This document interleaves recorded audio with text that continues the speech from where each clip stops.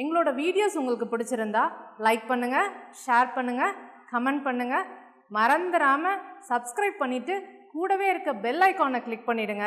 so that எங்களோட videos உங்களுக்கு miss ஆகாம வந்துட்டே இருக்கும்.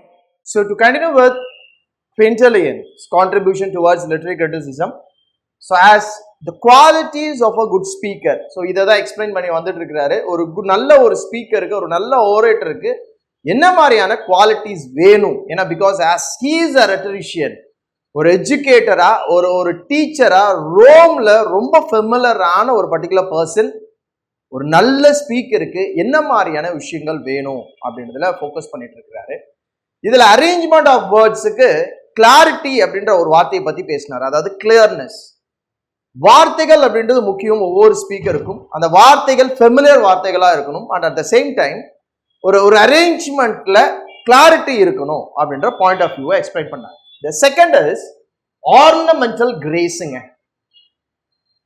ஒரு ஸ்பீக்கர் ஒரு வாக்கியத்தை உருவாக்கும் போது, அந்த வார்த்தையை வச்சுட்டு வாக்கியத்தை உருவாக்கும் போதோ இல்ல ஒரு ரைட்டர் உருவாக்கும் போதோ அதுல சில ஆர்னமெண்டல் கிரேஸ் இருக்கணும்ன்றாரு. என்ன அப்படி ஆர்னமெண்டல் கிரேஸ்? ஆர்னமெண்ட் அப்படின்னா நமக்கு தெரியும் இல்லைங்களா? ஆர்னமெண்ட்னா என்ன?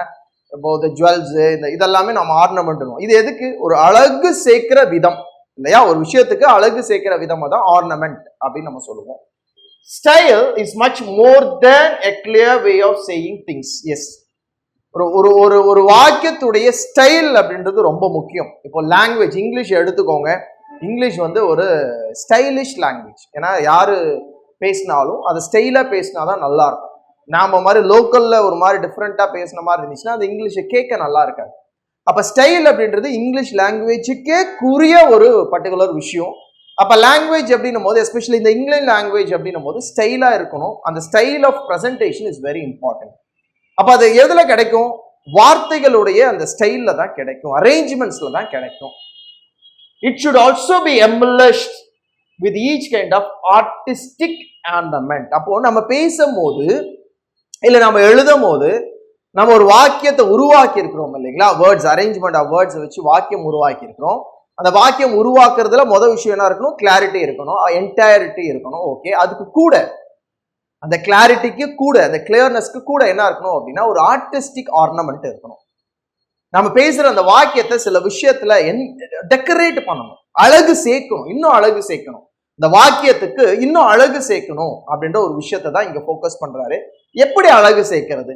பென்ல எழுதும் போது டெக்கரேட் பண்ணலாமா அப்படின்னா அப்படி கிடையாது. எப்படி ஒரு வாக்கியத்துக்கு ஒரு ஆர்னமெண்ட் சேர்க்கிறது அப்படின்னா it carries with an element of fine surprise that is appeal to emotional various devices. See, ஒரு கம்பேரிட்டிவ் ஸ்டேட்மெண்ட்ல நீங்க அழகா பேசலாம். டிவைசஸ் நாம நிறைய கேள்விப்பட்டிருக்கோம் இல்லைங்களா? poetic devices, ஒவ்வொரு ரைட்டரும் போயம்ல யூஸ் பண்ணுவாங்க. அதுல ரொம்ப ஃபெமிலியரா இருக்கிற devices why can't we use in a prose? அதுதான் ஒரு ஆர்னமெண்ட். ஒரு போயம் நம்ம படிச்சோம் அப்படின்னா அந்த போயம்ல நிறைய டிவைசஸ் இருக்கும். சிமிலி, மெட்டாஃபர், கம்பேரிட்டிவ் ஸ்டேட்மெண்ட்ல யூஸ் பண்ணுவாங்க. அதெல்லாம் எதுக்கு அந்த ரைட்டர்ஸ், எதுக்கு அந்த போயட் அந்த போயம்ல யூஸ் பண்ணணும் அப்படின்னா அந்த போயமுக்கு அழகு சேர்க்கிற விதம் தான் அது எல்லாமே. அந்த போயமை இன்னும் ஒரு எக்ஸ்ட்ராடினரியான ஒரு லெவல் மேல கொண்டு போய் நிறுத்தும் அப்படின்றது தான் அர்த்தம்.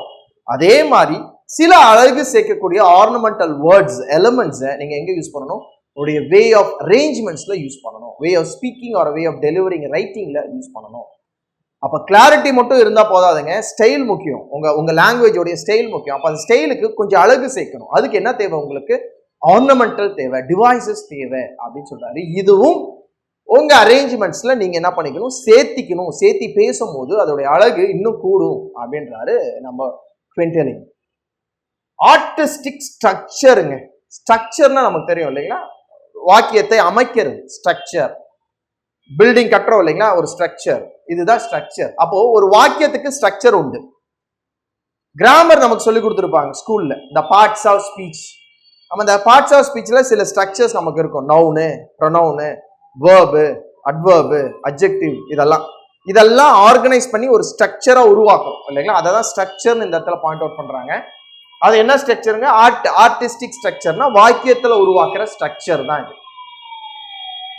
Placing words in the best order possible. So placing the words in a best part possible. Best part possible அப்படின்னா எது உங்களுக்கு பெஸ்டான ஸ்ட்ரக்சரோ அதை நீங்க என்ன பண்ணணும், உருவாக்கணும். அதுதான் பெஸ்ட் பாசிபிள் அப்படின்னு சொல்றாரு. சி, பெஸ்ட் அப்படின்னா தெரியும், அதிகப்படி, சூப்பர்லேட்டிவ், அதிகப்படி, அதுக்கு மேல இருக்கக்கூடாது, அதுதான். அப்போ placing words in the best order possible. உங்க வார்த்தையை நீங்க ஆர்டர் பண்றத பெஸ்டா இருக்கணும். அதுக்கு மேல ஒருத்தர் ஆர்டர் பண்ண கூடாது, ஆர்டர் பண்ண முடியாத அளவுக்கு அந்த ஸ்ட்ரக்சர் இருக்கணும். அந்த அளவுக்கு பெஸ்டா உங்க வேர்ட்ஸ் என்ன பண்ணணும், நீங்க ஸ்ட்ரக்சர் பண்ணி ஆர்டர் பண்ணணும், அரேஞ்ச் பண்ணணும் அப்படின்றாரு. So natural order. அப்போ நேச்சுரலா ஒரு ஆர்டர் இருக்கு இல்லையா, நமக்கு என்ன, நவுன் இருக்கணும். முதல்ல ஒரு சென்டென்ஸ்ல நவுன் இருக்கணும். நவுனுக்கு அப்புறம் வேர்ப் ஒன்று வரும். வேர்புக்கு அப்புறம் அட்வர்ப்னு வரும். அட்வர்ப் வந்து அப்படியே அட்ஜெக்டிவ், அதுக்கு பின்னாடி இன்னொரு நவுனு. இதுதான் ஒரு ஆர்டர். இதுக்கு நடுவில் சில அன்கிராமட்டிக்கல் வேர்ட்ஸ் லைக் ப்ரிப்போசிஷன், ஆர்டிகல்ஸ் இதெல்லாமே வரும். அப்போ ஒரு நேச்சுரல் ஆர்டர் அப்படின்னா என்ன, நம்ம பேசும் போதோ இல்லை எழுதும் போதோ நேச்சுரல் ஆர்டர் அப்படின்னா நவுனு ஃபர்ஸ்ட் யூஸ் பண்ணுவோம். அடுத்து நவுனுக்கு அப்புறம் என்ன யூஸ் பண்ணுவோம், வேர்ப் யூஸ் பண்ணுவோம். இது வந்து ஒரு நேச்சுரல் சீக்வன்ஸான ஆர்டர் தான். இந்த நேச்சுரல் ஆர்டர், இதுக்கு பேர் தான் நேச்சுரல் ஆர்டர். யார் நம்ம பேசினாலும் சரி, எழுதினாலும் சரி, இந்த ஃபார்ம்ல தான் எழுதுவோம். Speaker R writer suit placing the shades of his meaning, such placing serves its purpose of the most. அப்போ அது ஆர்டரை நீங்க யூஸ் பண்ணும்போது பர்பஸை நீங்க மறந்துடக்கூடாது. என்ன பர்பஸ், அது எந்த அர்த்தத்தை அங்க சர்வ் பண்ணுது அப்படின்ற பர்பஸ். அது நேச்சுரல் ஆர்டரா இருக்கலாம், இல்ல நீங்க உங்களுக்கு சில நம்ம பொயட்டிக் லைன்ஸ் எல்லாம் பார்த்திருக்கோம் இல்லையா, வேர்பு முன்னாடி வரும், நவுனு பின்னாடி வரும். இது பொயட்டிக்கல்ல. பட் ஆனால் நம்ம அங்கே பொயட்டிக்கல் யூஸ் பண்ணல, நம்ம என்னதான் யூஸ் பண்றோங்க, ப்ரோஸ் லாங்குவேஜ். ஆனால் நம்ம லாஸ்ட் கிளாஸ்ல பார்த்தோம் இல்லைங்களா, லாங்குவேஜ் ஆஃப் டெய்லி லைஃப் தான். ப்ரோஸ் தான் யூஸ் பண்ண போறோம், ஸ்பீக்கிங்கோ ரைட்டிங்கோ. அப்ப நீங்க நேச்சுரல் ஆர்டரை சூஸ் பண்ணுங்க, but that should serve the right purpose. That should serve a right பர்பஸ்னா என்ன அர்த்தம், நீங்க சொல்ல போற கருத்தை கரெக்டா, அந்த அர்த்தத்தை கரெக்டா கொண்டு போய் சேர்க்கணும். அது மாறிடக்கூடாது, நம்ம ஆர்டர்ல அது மாறிடக்கூடாது, அந்த ஸ்ட்ரக்சர்ல அது மாறிடக்கூடாது. It is very important. அப்போ பேச போற ஒவ்வொருத்தரும், எழுத போற ஒவ்வொருத்தரும் கிளாரிட்டி இருக்கணும், சில ஆர்னமெண்ட் இருக்கணும், ஆர்டர் கரெக்டா இருக்கணும், ஸ்ட்ரக்சர் கரெக்டா இருக்கணும். அந்த ஸ்ட்ரக்சர் சர்வ் பண்ற, அதாவது நம்ம சொல்ல போற கருத்தை கரெக்டா கொண்டு போய் அதோடைய பர்பஸை ஃபுல்ஃபில் பண்ணணும். இதெல்லாம் முக்கியமா ஞாபகம் வச்சுக்கணும்னு யார் சொல்றா அப்படின்னா நம்ம குவிண்டலியன். ஒவ்வொரு பாயிண்ட்ல ஒவ்வொன்றா சின்ன சின்னதா எக்ஸ்பிளைன் பண்ணிட்டு வராரு. ரிதமிக் ஈஸ் அடுத்த பாயிண்ட். Clarity, ornamental, structure. இப்ப அடுத்ததா ரிதம்ன்ற. நார்மலா இந்த ரிதம் எங்க நம்ம வரும் அப்படின்னா பொயட்டிக்ல தான் வரும், வேர்ஸ்ல தான் வரும் ரிதம். எதுகை மோனை எல்லாம் போட்டு அழகா ஒரு ரிதம்ல ஒரு போயம், அது போயம் அப்படிதான் உருவாக்க முடியும். இங்க ரிதம் அப்படின்னு எதை சொல்றாரு அப்படின்னா, ஃபார் ஸ்பீச், ஸ்பீக்கிங்க்கு more attractive with each ornament, artistic in its word order. Right, இது நமக்கு தெரியும், இங்க நம்ம பார்த்தது தான். ஸ்பீச்சுக்கு structure, word order, ornament, clarity இதெல்லாமே வேணும். ரைட், அதுக்கு கூட ஒன் மோர், இன்னும் ஒன்னு, grace is needed. That is what we call it as rhythm. இதுக்கு கூடலாம் இந்த ஸ்பீக்கிங்க்கு நீங்க கிளாரிட்டி, ஸ்ட்ரக்சரு, ஆர்டரு, ஆர்னமெண்டல் இதெல்லாம் ஓகே, இதெல்லாம் வேணும். ஆனா இதுக்கு கூட இன்னும் ஒரு கிரேஸ் வேணும்ன்றார். என்னது இது, ரிதம் அப்படின்னு சொல்றாரு. இந்த ரிதம் அப்படின்றது வேணும் பேசுறதுக்கு. Rhythm of prose is different from rhythm of verse. வேர்ஸ்ல ரிதம் அப்படின்றது ரைமிங்கை நம்ம யூஸ் பண்ணுவோம், கரெக்ட் ஃபார்ம் ஆஃப் இந்த சிலபிக் ஃபார்ம் பண்றது தான் யூஸ் பண்ணுவோம். ரைமிங் ஸ்கீம்ஸ், மீட்டர் இதெல்லாம் பேசுவோம். எங்க போயம்ல. ப்ரோஸ்ல ரிதம் அப்படின்றது வேறங்க, the flow of words, the flow of sentences, that is a rhythm, which each line is measured and follow a uniform movement. ஒவ்வொரு லைனும் ஒவ்வொரு விதமா இருக்கக்கூடாது. ஒரு லைன் லென்த்தியா, ஒரு லைன் ரொம்ப ஷார்ட்டா, இப்படிலாம் இருக்கக்கூடாது. யூனிஃபார்ம் மூமெண்ட்ஸை யூஸ் பண்ணணும் while you speak. நம்ம பேசும் போதும் நம்ம எழுதும் போதும் ஒரு லைனுடைய அந்த ரிதமை ஃபாலோ பண்ணணும். ஒரு லைன் எவ்வளோ பாயிண்ட்ஸ், ஒரு லைன்ல ஒரு பாயிண்ட் எக்ஸ்பிளைன் பண்றோமா, ரைட். இல்ல ஒரு லைன்ல ரெண்டு பாயிண்ட் எக்ஸ்பிளைன் பண்றோமா, ஃபைன். அதை கடைசி வரைக்கும் ஃபாலோ பண்ணுங்க. ஒரு லைன்ல ஒரு பாயிண்ட், ஒரு லைன்ல 5 பாயிண்ட், இதெல்லாம் எக்ஸ்பிளைன் பண்ணணும். ஸோ யூனிஃபார்ம் மூவ்மெண்டா ஒவ்வொரு லைனையும் ஃபாலோ பண்றதுக்கு பேரு தான் ப்ரோஸ்ல ரிதம் அப்படின்னு நம்ம சொல்றோம். அப்ப ரிதம் அப்படின்றது என்ன, ப்ரோஸை பொறுத்த வரைக்கும் யூனிஃபார்ம் லைன் மூமெண்ட், அதை தான் நம்ம ரிதம் அப்படின்னு சொல்றோம். கொஞ்சம் மாத்திர வேண்டாம் அப்படின்றது தான் இந்த இடத்துல பாயிண்ட் ஆஃப் வியூவா நம்ம சொல்றோம். அப்போ ப்ரோஸ்ல வேற ரிதம், பொயட்ரியில வேற ரிதம். அப்போ பொயட்ரி அப்படின்றதுல ரிதம் அப்படின்னா அது வேற, மீட்டரிக்கல், சிலபிக், இயாம்பிக், பென்டாமீட்டரு, எதுகை மோனையான ரைமிங் ஸ்கீம்ஸ் இதெல்லாம் வரும். அப்ப அதுக்கும் இதுக்கும் சம்பந்தம் கிடையாது. நீங்க வந்து ப்ரோஸை வந்து எதுகை மோனையோட பேசணுமா அப்படி புரிஞ்சுக்க கூடாது, அப்படி கிடையாது. Uniform moment of each line, that is what we call as rhythm அப்படின்னு சொல்றாரு. அப்போ 2 பாயிண்ட் ரொம்ப முக்கியம் ஸ்பீக்கிங்க்கு. One is words, choice of words, choosing of words. another one is arrangements. the choosing of words or a choice of wordsல ரொம்ப முக்கியம் என்ன, familiar words, எல்லாத்துக்கும் தெரிஞ்ச மாதிரியான வார்த்தைகள் அப்படின்றது ரொம்ப முக்கியம். அதுதான் ரொம்ப முக்கியம் அப்படின்னு சொல்ல. தெரியாத வார்த்தை எழுதுனா புரியாது அப்படின்றது. அப்ப ரிதம் அப்படின்றது என்ன, சாரி வேர்ட்ஸ் அப்படின்றது என்ன, ஃபெமிலியர் அப்படின்றது என்ன புரிஞ்சுட்டோம். அடுத்தது அரேஞ்ச்மெண்ட்ஸ். அரேஞ்ச்மெண்ட் ஆஃப் வேர்ட்ஸ்ல first one clarity, entirety, fullness, completeness, இப்படி வேணா சொல்லலாம். அந்த புரிஞ்சாதான் அந்த அந்த அண்டர்ஸ்டாண்டிங் அப்படின்றது போகும். ரொம்ப லென்த்தியாகவும் இருக்கக்கூடாது, ரொம்ப ஷார்ட்டாகவும் இருக்கக்கூடாது, மீடியமா யூ ஹாவ் டு யூஸ் அப்படின்றாரு. ஆர்னமெண்ட், சில வார்த்தைகள் நம்ம என்ன பண்றோம், அழகு சேர்க்கிறமான வார்த்தைகளை யூஸ் பண்ணணும்னு சொல்றாரு. ஸ்ட்ரக்சர், ஸ்ட்ரக்சருடைய பர்பஸ், ஒரு வார்த்தையுடைய ஸ்ட்ரக்சர் பண்றீங்க அப்படின்னா அதோட பர்பஸ் என்னங்க, அதோட அர்த்தத்தை கொண்டு போய் சேர்க்கிறது, அதை சர்வ் பண்ணுதான்னு கரெக்டா பார்த்துக்கோங்க. ஏன்னா அர்த்தம் மாறி நீங்க என்ன பண்ணிடக்கூடாது, பேசிடக்கூடாது, எழுதிடக்கூடாது, அது ரொம்ப முக்கியம். அடுத்தது ரிதம். ரிதம் அப்படின்றது பொயட்ரியில வேற ரிதம், ப்ரோஸ் அப்படின்றது வேற ரிதம். ஒவ்வொரு லைன்லையும் each line as uniform moment, அதுதான் ரொம்ப ரொம்ப முக்கியம் அப்படின்னு சொல்றாரு. ஸோ கம்ப்ளீட் இவருடைய வியூ, அதாவது Quintilian view on Institutio Oratoria or we call it as art or institute of oratory, அதை பொறுத்த வரைக்கும் theory of style remains the central part of his work. அவருடைய ஒர்க்ல எது ரொம்ப முக்கியமா இருக்கு அப்படின்னா தியரி ஆஃப் ஸ்டைல். நல்லா ஞாபகம் வச்சுக்கோங்க. பிளாட்டோ தியரி ஆஃப் ஐடியாஸ் நம்ம பார்த்தோம், அரிஸ்டாட்டில் தியரி ஆஃப் இமிட்டேஷன் நம்ம பார்த்தோம், Horace theory of creativity. Plato சொன்ன வியூவையும் அரிஸ்டாட்டில் சொன்ன வியூவையும் ரெண்டுமே ஆமா சொல்றாரு ஹோரேஸுங்க. அதுக்கு கூட ஒண்ணு சொல்றாரு, என்ன, ரைட்டருடைய கிரியேட்டிவ்னஸ் இருக்கணும்னு சொல்றாரு. ஞாபகம் இருக்கும்னு நினைக்கிறேன் உங்களுக்கு. அப்ப தியரி ஆஃப் கிரியேட்டிவிட்டி ஹோரேஸ், நம்ம குவிண்டிலியன் தியரி ஆஃப் ஸ்டைல், மறந்துடாதீங்க. ரைட், இப்போ 4 தியரிஸ் நம்ம தனித்தனியா ஒவ்வொரு இதுல பார்த்துருக்கிறோம். 4 தியரிஸும் ஞாபகம் வச்சுக்கோங்க. Theory of ideas, theory of imitation, theory of creativity and theory of style. Style அப்படின்றது remains the central part of ஹோரேஸுங்க, சாரி குவிண்டிலியனுங்க. So his chief contribution of art of criticism. So இதுதான் கிரிட்டிசிசம் உடைய கான்ட்ரிபியூஷனா குவிண்டிலியன் நாம பார்க்குறோம். அவரு art கொடுக்குறாரு இந்த ஓரேட்ரியை பொறுத்த வரைக்கும்.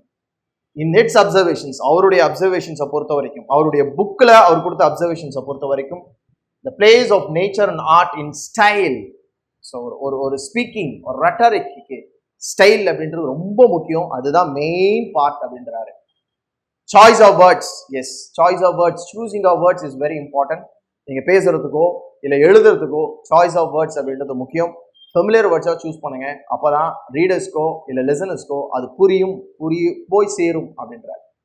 கிளியர்னஸ், எஸ், கிளாரிட்டி இருக்கணும். நீங்கள் என்ன சொல்ல வரீங்களோ அது தெளிவாக போய் சேரணும், கம்ப்ளீட்டாக போய் சேரணும்.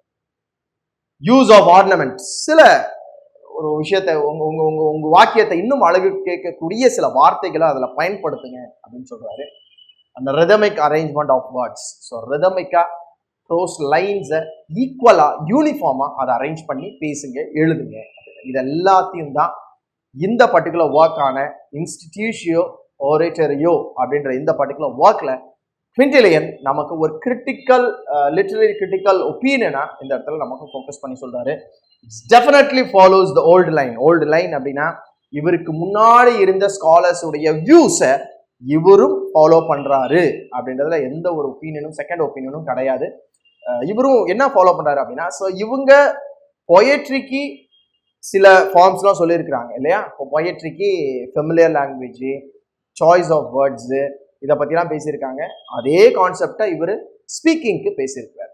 அவங்களுடைய ஐடியாஸ் என்ன ஆகுது இந்த இடத்துல ஃபாலோ ஆகுது அப்படின்றது தான் definitely follows the old line. Like Plato சொன்ன சில கருத்துக்கள், அரிஸ்டாட்டில் அண்ட் ஹோரஸ் இவங்க மூணும் பொயட்ரிக்காக சொன்ன சில கருத்துக்களை ஸ்பீக்கிங்காக இங்க ஒத்து போகிறத நம்ம பார்க்குறோம்.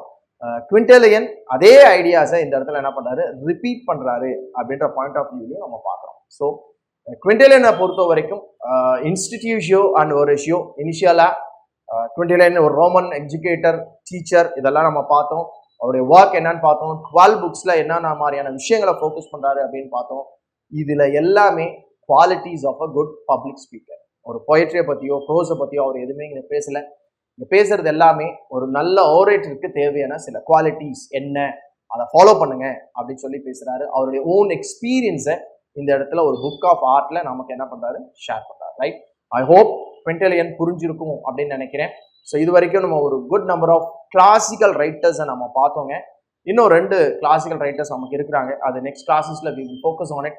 முடிச்ச பிறகு we enter into what you call it, ஒரு இங்கிலீஷ் லிட்ரேச்சர்ல இருக்கிற கிளாசிக்கல் ரைட்டர்ஸை நம்ம இங்கிலீஷ் லிட்ரேச்சரோட கிரிட்டிக்கல் ரைட்டர்ஸை நம்ம என்ன பண்ணலாம், அவங்களுடைய கான்ட்ரிபியூஷன்ஸ் என்ன அப்படின்றது பார்ப்போம்.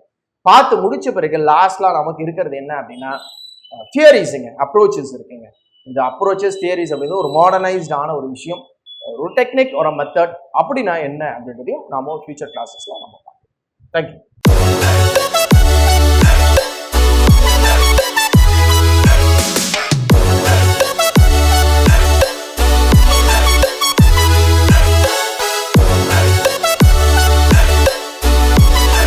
Future Vision Study Center, SKS Hospital Road, opposite to Hotel Lakshmi Prakash, near New Bus Stand, Salem. cell 90420 30163.